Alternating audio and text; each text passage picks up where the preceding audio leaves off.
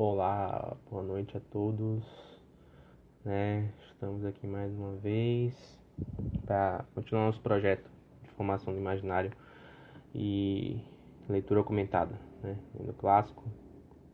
E a ideia é mais ou menos essa: cada live pelo menos 2 capítulos, né? Os capítulos forem pequenos, 3 capítulos, e eu acredito que o livro 2 a gente termina amanhã. Então olha que bacana. A gente vai ter aí uma sequência de lives comentando um livro inteiro dos Miseráveis, de Victor Hugo, né? Ou seja, para quem quiser ter interesse depois em ler tanto esse livro como qualquer outro livro, saber como ler literatura, isso é interessante, né? Então, o capítulo 10, 11, o 12 e depois o 13. No 13 acaba a página 153, estamos na 137. Teoricamente faltam 16 páginas, né? Então é mais ou menos isso. O Diogo chegou, seja bem-vindo, meu caro. Alden é antigo aqui. Alden inclusive ganhou um sorteio da página tempos atrás, né? Linda, seja bem-vinda também. Tava explicando aqui que faltam 3 capítulos, e terminando esses 3 capítulos a gente já termina um livro inteiro. Então, se você pegar todas essas lives que eu já fiz, a gente tem a leitura e a explicação de um livro inteiro dessa obra. Então, é bacana, é algo interessante e que vale a pena, né? Juan também, Luan, na verdade, Luan, confundi aqui. Seja bem-vindo, pessoal que está chegando, né? Lembrando, não estou anunciando mais lives porque todo dia é 7 horas. Vocês botem já na cabeça aí, 7 horas todo dia vai ter essa live. Quando não tiver, por qualquer outro motivo de força maior, tá? Eu aviso, e de qualquer forma ela fica gravada aqui no Instagram e acaba upando depois no YouTube, né? No YouTube da página. Então, é mais ou menos isso. Então, vamos lá, né? Deixa eu ver que horas são. São 6h56 para dar umas 7 horas. Para ver se mais alguém entra, né? Como eu falei, esse projeto é importante porque não adianta só ficar mandando, né? É aquela coisa, não adianta só. Você não tem como ensinar alguém a nadar fora d'água, fora da piscina. Você tem que botar a pessoa dentro da piscina e entrar com ela, né? É a mesma coisa com a leitura, né? Então não adianta ficar, leia isso, leia aquilo, leia isso, leia aquilo, e não tentar entrar nisso com vocês, né? Para ajudar, para auxiliar, etc, né? O primeiro passo, como eu já falei, eu sempre falo nos stories, sempre que alguém vem aqui, o que é que eu leio, o que eu tô chegando agora e tal, é sempre a leitura de um livro, de um clássico, sempre a leitura de um clássico da literatura, sempre, né? Quanto mais você pegar, quanto mais você aprofundar, melhor, porque ele vai te dando capacidade de você entender a vida, os dramas humanos, etc. E acredite, quando você começar a estudar as questões morais da vida, pecado, né, e é certo e errado, isso vai te ajudar muito, muito mesmo, certo? Então, como eu passo sempre essa recomendação para as pessoas: leiam primeiro os livros clássicos, literatura, se formem, né? Formem a sua imaginação, etc. Aprendam a imaginar as coisas, aprendam a visualizar as coisas na sua cabeça, entendeu? A centrar ali, entrar num foco diante de uma linguagem, de um diálogo com o autor.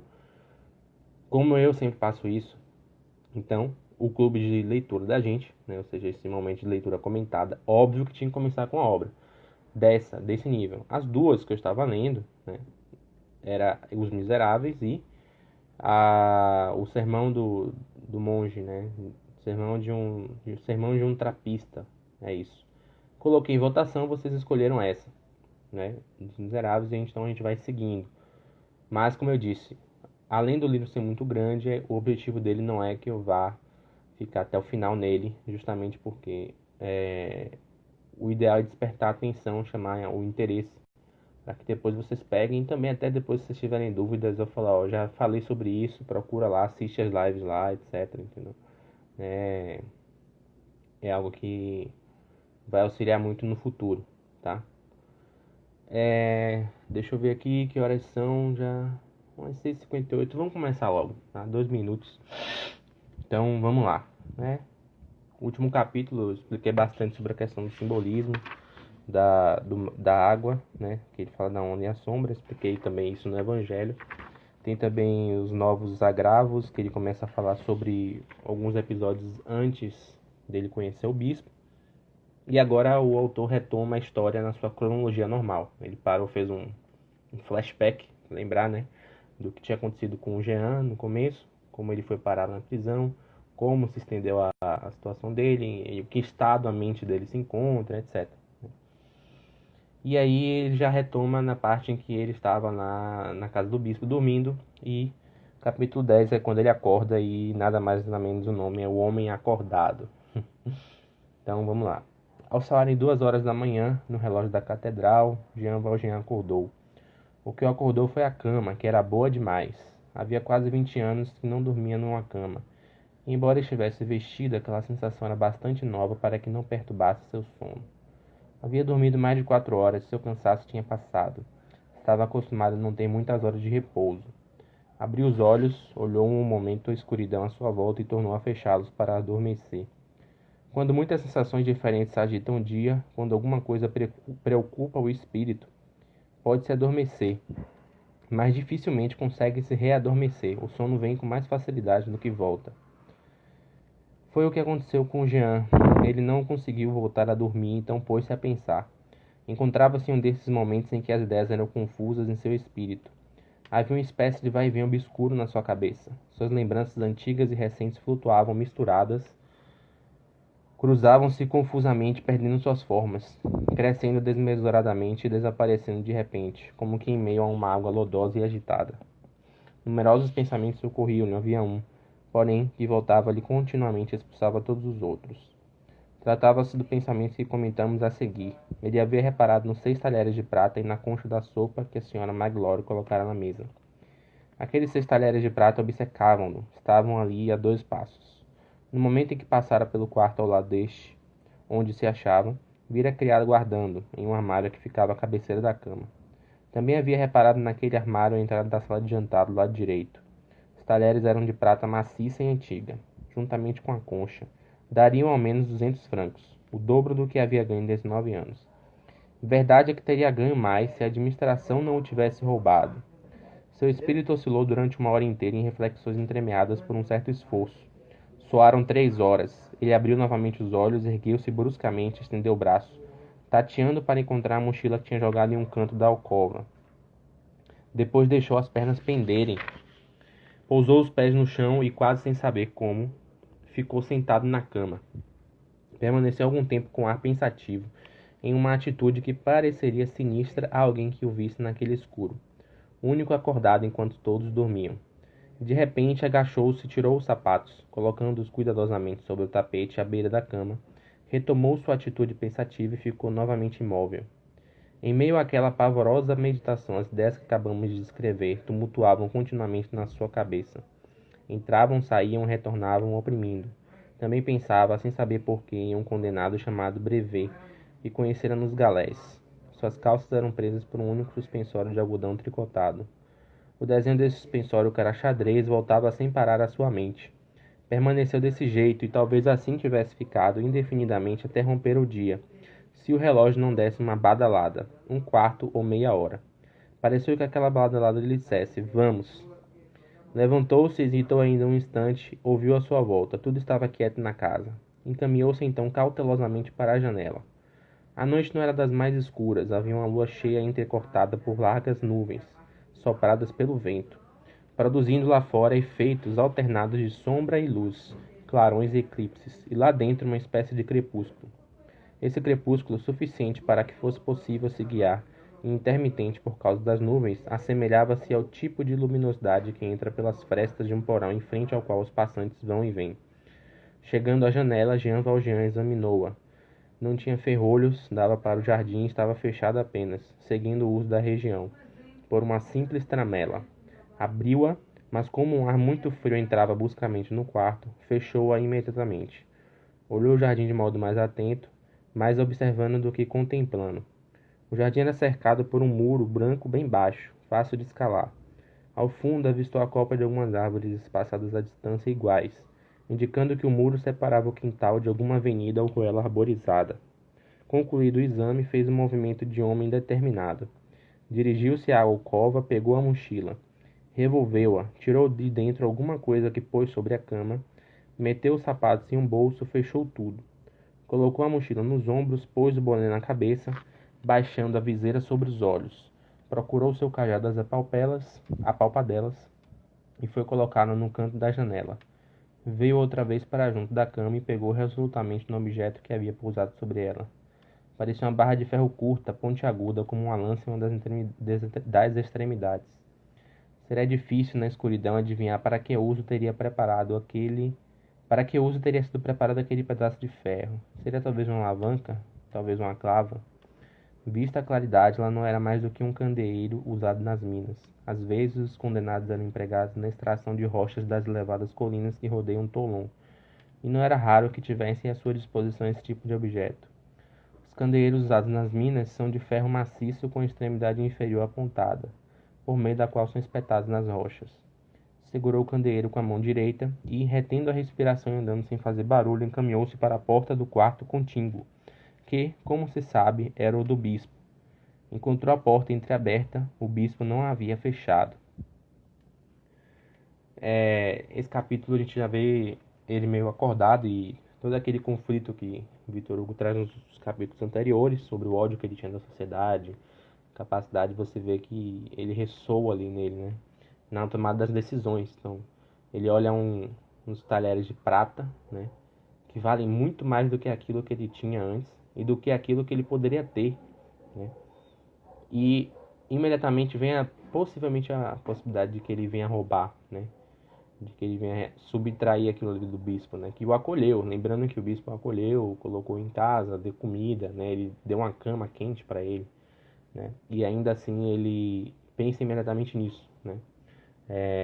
E para justificar ele usa justamente a injustiça que foi cometida contra ele, social, etc, que ele tem que reparar a injustiça, né?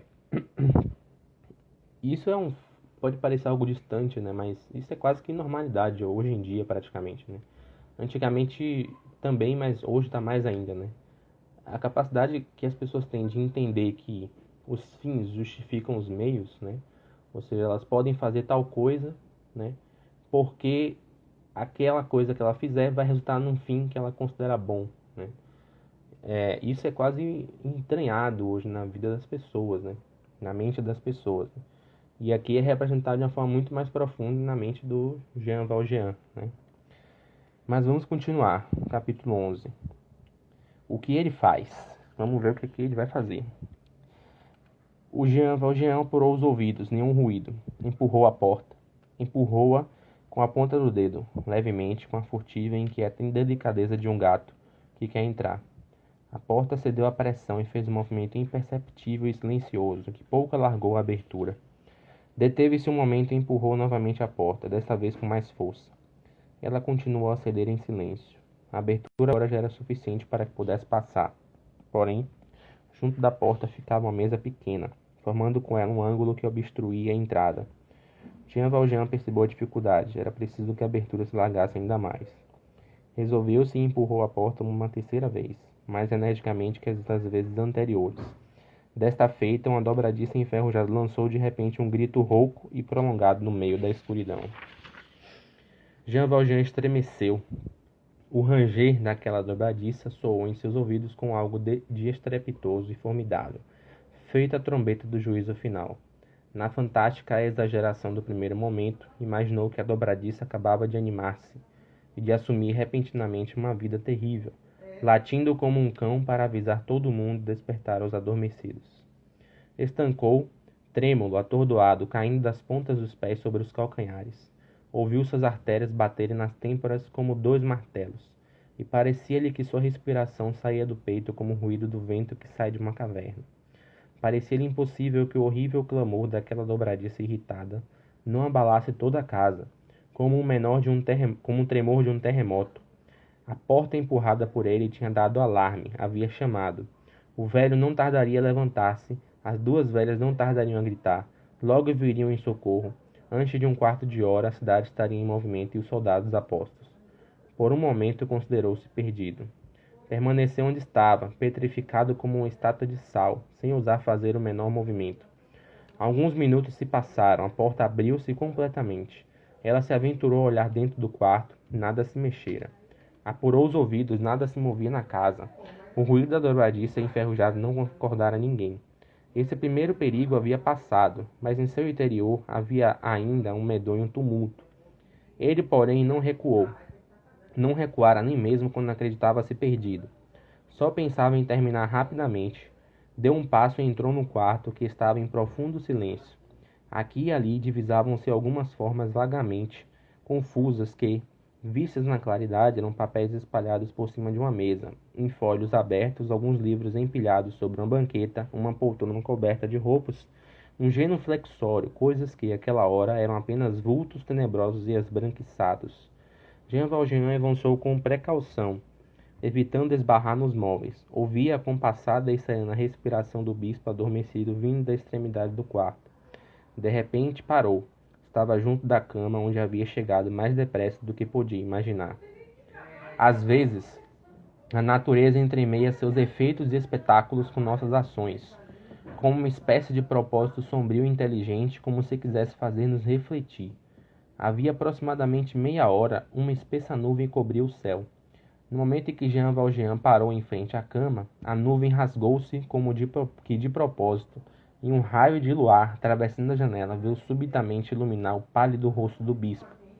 Ele dormia serenamente, estava praticamente vestido, por causa das noites frias dos Baixos Alpes, com uma roupa de lã escura que lhe cobria os braços até os pulsos. A cabeça debruçava-se sobre o travesseiro com abandono do repouso. A mão de onde saíram tantas boas obras e santas ações pendia-lhe da cama, ornada como um anel pastoral. Seu rosto iluminava-se com uma vaga expressão de satisfação, esperança e beatitude. Era mais que um sorriso, era quase um resplendor. Havia naquela fronte a inexprimível reverberação de uma luz que não se via. A alma dos justos adormecidos contempla um céu misterioso. Um reflexo desse céu projetava-se sobre o bispo. Era ao mesmo tempo uma transparência luminosa, porque esse céu achava-se dentro dele. Esse céu era a sua consciência. Veja que bacana, que muito, muito bonito e muito interessante, né? Ele mostra que o sujeito, o ímpio, né? Ele vai ali sorrateiro para praticar a maldade contra o justo, né? Ou seja, ele entra, pega uma barra de ferro, vai na cama, no quarto do bispo, entra de forma sorrateira, né? E imediatamente que ele se aproxima da cama, não se sabe lá com qual intenção, né? Mas aparentemente não dá para a gente confiar num sujeito estranho numa casa com uma barra de ferro na mão, junto da cama de uma pessoa que dorme, principalmente um idoso, né? Não dá para se ter boas intenções, pensar em boas intenções com esse cenário. Mas, quando ele se aproxima, justamente o céu, que estava ali com uma nuvem, cobrindo a lua, deixa que a lua reverbere a sua luz, né? No caso, o seu luar, na face do bispo. E a face do bispo transmite para ele uma sensação do céu, ou seja, uma sensação de um homem em paz, com sua própria consciência, né? Que dorme com a sua consciência tranquila, né? Sem se deixar, como o Jean fez, acordar no meio da noite, né?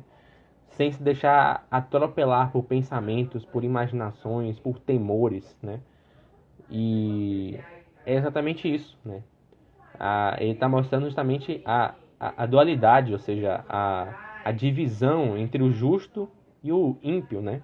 Como o justo, em certo sentido, ele é cuidado por Deus, né? Em todos os aspectos, né?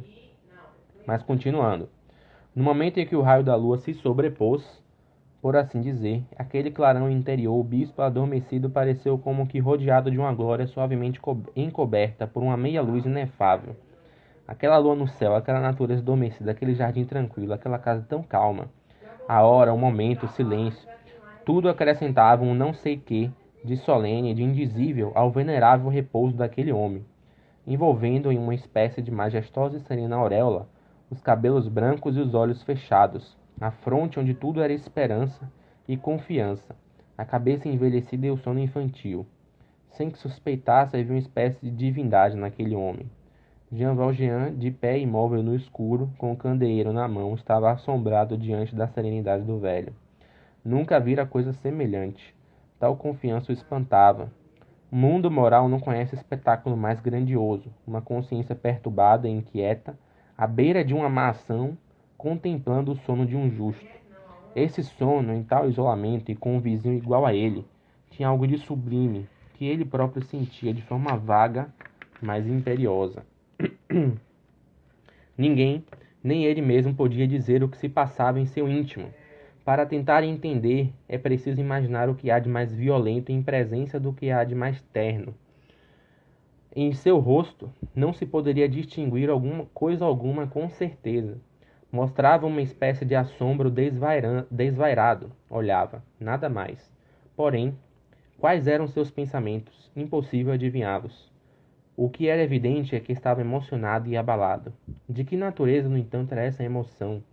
Não tirava os olhos do velho. A única coisa que claramente deixavam transparecer sua atitude e sua fisionomia era uma estranha indecisão. Parecia hesitar entre dois abismos, o da perdição e o da salvação. Parecia prestes ou a esmagar aquele crânio ou a beijar aquela mão. Após alguns instantes, levantou vagarosamente o braço esquerdo até a cabeça. Tirou o boné, abaixou o braço com a mesma lentidão e voltou à sua contemplação. Boné na mão esquerda, candeeiro na direita, cabelos eriçados na cabeça de animal arisco. O bispo continuava a dormir na maior serenidade sobre aquele olhar assustador. Um reflexo da lua tornava confusamente visível, acima da chaminé, o crucifixo, que parecia abrir os braços para ambos, com a bênção para um e o perdão para o outro. De repente, Jean Valjean colocou novamente o boné na cabeça. Caminhou rapidamente ao lado da cama, sem olhar para o bispo. Foi direto ao armário que ele entrevia junto à cabeceira, levantou o castiçal de ferro para forçar a fechadura, mas a chave estava ali. Abriu. A primeira coisa que viu foi a cesta com a prataria. Pegou-a, atravessou o quarto a grandes passos, sem precaução e sem se importar em fazer barulho. Chegou à porta, entrou no oratório, abriu a janela, pegou seu cajado, saltou o peitoril, colocou os talheres na mochila, jogou a cesta, transpôs o jardim, saltou o muro como um tigre e fugiu. Muito bom, né? Que a gente termina o capítulo 11 também. E aqui, Victor Hugo tenta descrever o que eu estava falando antes, né? Ou seja, um ímpio, né? Ou seja, um sujeito com um coração pervertido, prestes a praticar o mal, né? Se encontrando diante da beleza do rosto e da consciência que um justo transmite, que um santo transmite, né? Ou seja, ele consegue contemplar na face dele, do bispo, do santo, exatamente a beleza a serenidade que Deus concede num paraíso. E ele se emociona, ele percebe isso, né? Só que a consciência dele está tão corrompida, mas tão corrompida que tentar vencer, né, o bem, no caso dele, o bem que ele deseja praticar, para evitar o mal, é quase que impossível, né? Entretanto, há uma resistência, obviamente, de praticar um mal maior. Que o mal maior seria o quê? Ele matar o bispo, né? Ou seja, ele pegar o bispo ali, como ele fala, né? Esmagar o crânio do bispo. E o bem, que poderia ser ele se arrepender daquilo ali, beijar as mãos do bispo, né? E voltar a dormir, né? Voltar a estar em paz, né? Com a sua consciência tranquila, né? E ele não opta nem por uma decisão nem por outra, né? São as duas decisões que Victor Hugo deixa claro aí no livro, né? Deixa eu ver se tá aqui. Deixa eu ver. Não, não tá aqui não. Aqui. Parecia prestes ou a esmagar aquele crânio ou a beijar aquela mão. Ou seja, as únicas duas saídas que ele dá para a consciência perturbada do Jean é justamente ou ele faz o pior, mata o bispo na calada da noite, né? Ou ele, né, se arrepende, né, os dois extremos, lembra que eu falei, né, os dois extremos. Que é o que deveria, né, não, ou seja, o extremo do não matar o sujeito, obviamente, né, que é o que é errado na moral, e também o extremo de, né, reconhecer aquela beleza, aquela santidade e ser grato por aquilo, né? Ou seja, é um extremo bom, né? Então, ele dá justamente essas duas possibilidades. Isso é moral, a moral é isso, ou seja, é o bom agir humano, certo? O bom agir humano você vai ou pela bondade que deve ser posta em prática ou pelo mal a ser evitado, né? E as formas mais claras de entender é vislumbrando justamente essa tensão das duas coisas extremas. Quando você descamba para uma discussão simples, uma discussão simiesca, em que você quer simplesmente definir a moral em termos mais básicos, né? Né, o que é isso, o que é aquilo, o que é pecado, o que não é pecado, o que não sei o que lá, enfim. Que roupa eu visto, que roupa eu não visto, devo beijar minha namorada, não devo beijar e tal. Você perde o fio da meada da moral humana. Você transforma, você transforma o espírito humano numa máquina, onde você simplesmente digita ali regras e aquelas regras vão ser cumpridas e pronto, já é o suficiente para cumprir o bem. E não é assim, né? Mas ele toma uma decisão, obviamente, muito mais próximo do mal, né? Porque não é uma decisão boa, mas também não é uma decisão extremamente má, que é a decisão justamente de matar o bispo. Ele toma a decisão de quê? De, olha, eu me compadecer disso aqui, né? E pelo menos eu vou só levar o salário de prata, que é o que dá pra eu me sustentar e pronto, entendeu? E rouba o bispo, né? Que havia acolhido ele na mesma noite, né? No começo da noite, né? Sem pensar duas vezes, lembra? Né? Ele não acolheu o sujeito de má vontade, ele acolheu o sujeito com abertura, com total abertura, integralidade, deu comida, cama, tudo para ele, né? E o que ele ganhou em troca foi exatamente isso. O bispo perdeu? Obviamente não, né? Quem perdeu foi ele, porque ele passou a cidade inteira, obviamente sendo escrachado, né, por todos, sem nenhuma oportunidade, e a primeira porta que se abre, ele vai e sai dela como um fugitivo, como um ladrão, né? É interessante também que há um símbolo aqui de personagem, um símbolo de personalismo aqui também, que ele sai, obviamente na calada da noite, né? Que nem Judas, por exemplo, levando exatamente o que em troca prata. Para quê? Ele ainda pensou, ele conseguiu, óbvio, sair do dilema de matar o justo ou não, mas ele em certo sentido se assemelha a Judas aqui, né? É interessante essa percepção também. É... E aí ele foge. Eu não vou deixar, eu vou deixar os dois últimos capítulos, tá? Para amanhã. Eu não sei se vai dar para ler os dois não, porque realmente o último capítulo é bem grande mesmo, mas pelo menos o capítulo 12 amanhã a gente vai saber mais ou menos o que é que vai suceder, o que é que vai acontecer quando o bispo acordar, ver que ele fugiu e levou a prataria dele, etc, né? E, enfim, né? Qual vai ser a reação do bispo, né? Por quê? E é importante a gente ver isso, por quê? Qual é a reação de um santo quando percebe que você age de uma misericórdia diante do outro e... Desculpa. Você age com misericórdia diante do outro e recebe em troca injustiça. Qual é a ação? O que é que move um santo a agir diante de um dilema como esse? Não é fácil, entendeu? Você tá na sua, normal, e alguém faz injustiça com você, você já fica irritado, você já fica bravo, né? Você já tem vontade de esganar a pessoa. Mas quando você faz algo bom para a pessoa e recebe uma injustiça ainda assim em troca, né? Qual é a reação que um santo deve ter? É essa a resposta que o próximo capítulo vai dar, Vitor Hugo vai dar nisso. Então, em certo sentido, ficamos hoje por aqui, né? Deve ter dado umas meia hora de live mais ou menos, né? Como forma permitido, sempre meia hora, no máximo 40 minutos, para não ficar muito longo. É... Fiquem atentos, vamos ter a série sobre Inquisição Espanhola. Então a gente vai falar um pouco sobre isso. Estou verificando e preparando os textos. Vamos ter outra série também muito boa sobre uma coisa que não sei se vocês conhecem, eu já vou falar, mas eu vou dar uma perspectiva boa também para isso. É uma prática espiritual da igreja que é feita, né, durante o ano inteiro. Vocês vão saber tudo direitinho, eu vou dar tudo o aprofundamento tanto dela normal, espiritual, quanto o sentido simbólico dela. Como é que se instituiu isso? Por que os medievais, no caso da igreja da Idade Média, pensava quando instituiu isso, né? Então trazer um pouco disso. Então vão ser essas duas coisas que a gente vai estar aí, sem contar o nosso trabalho diário nos stories, etc, né?